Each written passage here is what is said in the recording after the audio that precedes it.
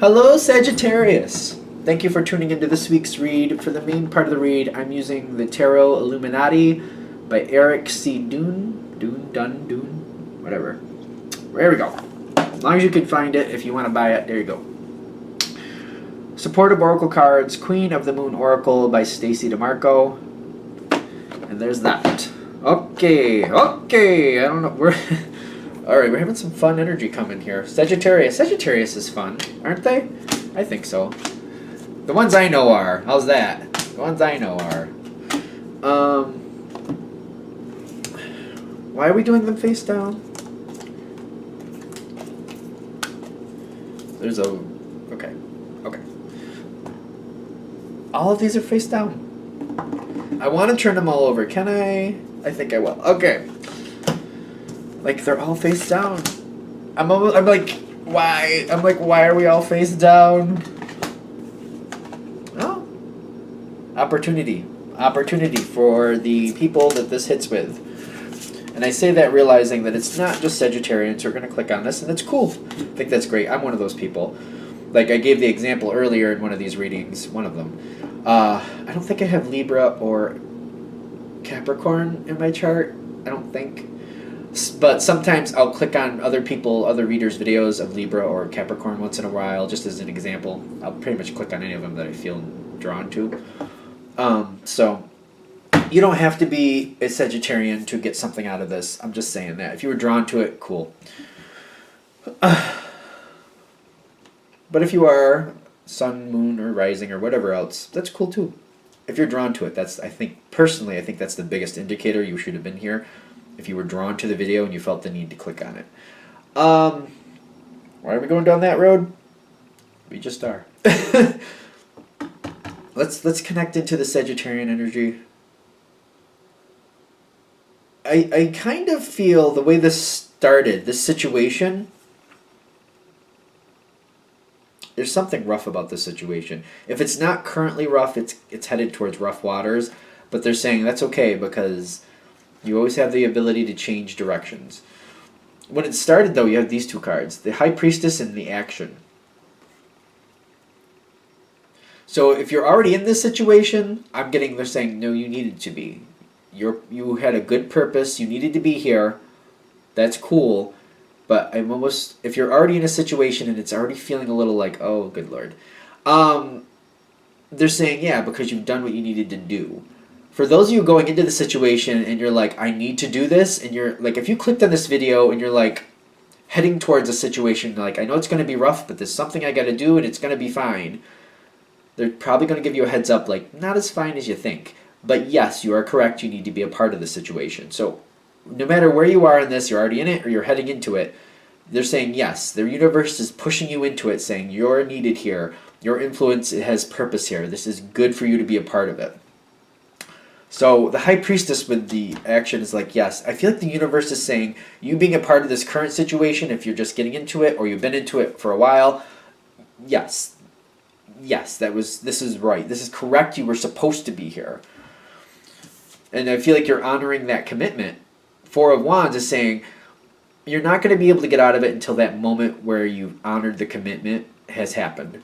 But it's not that far down the road. It's kind of like saying, okay, we're going to go traveling cross country, and you're getting up the door and you go down 2 blocks. Like, you're going to meet your commitment.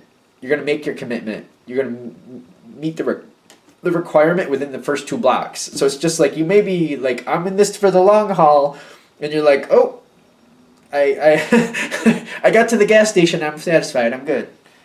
They're like, but I thought we were going cross country. Well, you are, but I'm done. They're just saying you don't have to go the whole distance. That sometimes is hard for people. You're a fire sign, though, so I feel like you have a better chance of being okay with it. Kind of like, yeah, I thought I was going to go all the way cross country, but I got down the street, got 2 blocks, and I was like, hey, I'm good. Thanks. Y'all have fun. Because I feel like what they're saying is, like, the situation you're getting involved with, you don't have to get as deeply involved as maybe you originally thought. Originally, you thought, I'm going to have to be in this for the long haul. We're traveling cross country, so I need to get together. I need to get everything together and help get the situation solidified, and then, I'm going to buckle myself in, and we're doing it. they're saying one of your purposes of the whole situation may have been to help everybody else to get ready. That might have been the whole purpose. Because if you get to the point where you're setting up the trip and then you get 2 feet into it and you're like, you know what, I don't really want to do this. You might be because you've already served your purpose. Your purpose might have been to help everybody else get ready for the trip. Okay, let's just keep going with it, because I feel like very early on, and this is going to, after your purpose has been solved, you're going to start thinking to yourself, I don't really want to do this anymore. I thought I did, but now I don't. For those of you this is hitting with, the whole reason for that, oh my god, my nose is itching like crazy all of a sudden. And I feel like that's a loyalty thing, like there's somebody you don't want to disappoint. But the reason you're feeling that way is because you've served your purpose, you've done what you needed to do. Oh my god, my nose is going crazy. Like, the stereotypical things is like kiss a fool and stuff like that, but I almost feel like that fool energy is there too, like you've done what you need to do. But if you insist on continuing because you're like, but I agreed that I would. Because I'm feeling you're feeling stuck. I know this is the 4 of Swords, but I'm feeling like it's a stuck card. Like, I don't think I can get out of this situation now. I committed to it, but you're already having the need to. I'm getting because you've served your purpose. You've done what you were meant to do. One of the catch-22s of this is like, maybe you over-committed yourself to the situation before you realized that you did. And you're looking back now like, oh, I wish I didn't say I'd do this. I wish I didn't say I'd do that. Because you served your purpose. When you're at that point, it's kind of like that's the point where you're supposed to step out. 10 of Pentacles with the resistance is like, I don't feel like people are going to want to let you get out either. That's the catch-22 again. Another catch-22? Is that what that is? You're not going to want to be there anymore when your purpose has been served. But I feel like for some reason other people really want you to be there. I'm getting like these little pinpricks all over my body now. Like it's really kind of like I feel like just people are edging at me and picking at me and just like they're saying, but you said you would do this and you said you would be here for that and you said you would be here for this. And you're kind of like, oh, I did say that, but I didn't realize I was going to feel this way. I didn't realize that my purpose would have been served at this point. The heads up already at this point, I'm getting like, once you start feeling like I don't want to be a part of this anymore, but I feel like I'm stuck, it's because you've actually served your purpose in the situation. And they're saying you can spend as much more time in this as you feel like you need to, but you have other things you're going to need to do. Can you stay in this as long as you want to? I do feel like whatever the situation is, you can try to ride it out if you want. But it's saying that your purpose has been served. You don't need to be a part of it anymore. And if you're feeling those strong feelings like, I don't want to do this anymore, I'm getting because it's time for you to move on. The King of Wands, like, I feel like this is a battle because this is happening right in the center. This is telling me this is how you and the other side are coming together, how you're truly feeling and people truly trying to keep you in the situation that you don't want to be a part of anymore. It's like a battle of wills. It really feels like a battle of wills. And I feel like at some point you have to let go. You're going to have to move on at some point. It's funny because I'm saying you can stay in it as long as you want to, but I also feel like it's kind of like water building up behind a dam. That's your emotions. Like the longer you stay, the less you're going to like it, and the more you're going to want to move on. Once you move on, you're going to be a lot happier. Because I feel like this 3 of Wands with the Ace of Cups is yours. You're going to be a lot happier when you let this go. It's going to be very hard for you to do that. And I feel like as soon as you do let go of it, you're going to be questioning yourself. It's very ironic to me that you're going to be questioning it. As soon as you let go of this, you're going to be like resisting it and questioning like, was that what I really should have done? Was that the right thing for me to do? Almost like a really guilt-ridden feel, like, should I have just kind of held on? Why are you feeling this way? Because you like to hold true to your obligations. It's kind of like you're honoring your feelings, but like for some reason you're kind of like, oh, I don't know if I should have left. I don't know if I should have done that. I feel like they're acknowledging this. You will have this moment of questioning, did I do the right thing?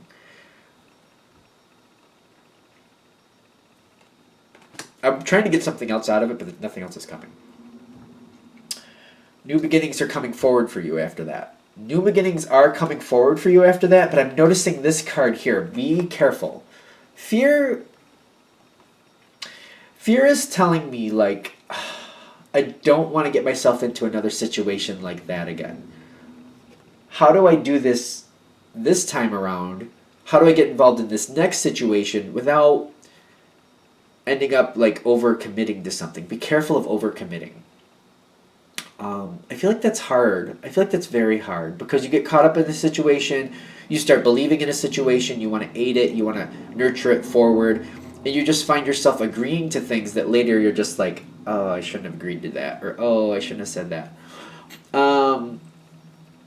I feel like for those of you this is really hitting with, and you're like, well, the next time I get into this, I don't want to end up with this same result. I don't want to overcommit myself. I feel like if you could find a way to work in, instead of saying I will do that, trying to change your vocabulary maybe to like, let's see when that comes forward what happens, and we'll make decisions based on that point. Be very careful of people who try to force you to commit to something before you're ready to, because it's almost like, no, how do I feel like that's even worse. If you have somebody around you that's like, no, I need you to say you will or you won't, and you're kind of like, but we haven't, like, give me 2 months, and when we see where we are 2 months from now, I can tell you where I'm going to be after that. And they're like, no, I need to know you're going to be here for the next 2 years, because I can't do this without you. So if you say you're going to be here for the next 2 years, then we can do this. And you're like, I don't want to do that. That's hard. Be careful. Be like, I feel like it's hard, but if you can find a way to say, I can't commit to that right now. Let's see how it unfolds. That could keep you. Like, the fear is like, I feel like fear is double-ended. In the sense of like, you don't want to like, don't let somebody pressure you, but also don't overcommit yourself, and find a way to be like, well, let's see how it unravels, and then don't overcommit yourself. Don't say I'm definitely going to be here. Say that you're going to be like, let's see how it unfolds, and we'll make decisions based on what happens next. Because you got attraction coming in after this. The next situation coming forward. And I feel like this is the whole thing with this reading. If you can put yourself in a response type situation when somebody says, can we count on you to be here for the next 3 years, for the next half of your life, for the next millennia, whatever. Because I feel like for some of this, that's how it feels. Like, can we count on you to be here like a statue and never leave and do what we tell you to do? Like, can we count on you in that way? If you can walk around that and be like, well, let's just see how it unravels. Let's just... I don't want to stunt the growth of this situation, so let's just make decisions as it unfolds and just keep working with it and keep cultivating with it. Try not to overcommit yourself. If you can get into a position where you're comfortable and like, we'll just kind of go with it as it goes forward and we'll see what's appropriate as it goes forward, I feel like you'll do a lot better. Don't overcommit yourself. I keep getting that. Like, give yourself that room to be like, I would like to see this through the next 2 months, but let's see how it unfolds, and we'll make decisions based on things coming forward. Something like that. Don't overcommit yourself. I get that over and over and over again. Don't overcommit yourself, because I've seen people do this where they get over involved in something, and they never needed to do that to begin with, but they get so deep in it, they're like, oh no, I don't want to be here anymore. How do I dig myself out of this hole? Like, you don't have to be trapped in the hole to help dig the hole. Don't dig yourself a hole and end up getting trapped in it. It's kind of like, all right, so this hole has to be dug, but make sure you have the appropriate ladder with you too, so that when you're ready to go home, you're not like, well, I dug a 10-foot hole and now, hello? Anybody got a rope up there? Because I'm stuck in this 10-foot hole and I can't climb out of it. Bring a ladder with you. Bring something to help you get out of this hole so that you don't get, like, I feel like you're going to get deep in it anyway, but if you have your ladder to get out, or you have somebody waiting on the outside with a rope to pull you out when it's time, it doesn't have to be a big deal next time you get stuck. Like, have your contingency plan, or at the very least, like, if you have to have a 10-foot hole, at least have one where you can, like, walk out of it or at least climb out of it. At least there's an angle to it so you can climb out of it when you're ready to get out of it. Something like that. Don't overcommit. I keep getting it. I don't know what else to say. Like, is there something else? I think we've said what needs to be said here. Okay. So don't overcommit. I think you'll be fine. I'm going to shut this down here. Thank you for watching. If you'd like a direct reading from me, shoot me an email, jamesforastral@gmail.com. That's James, the number 4, astral@gmail.com. Thank you.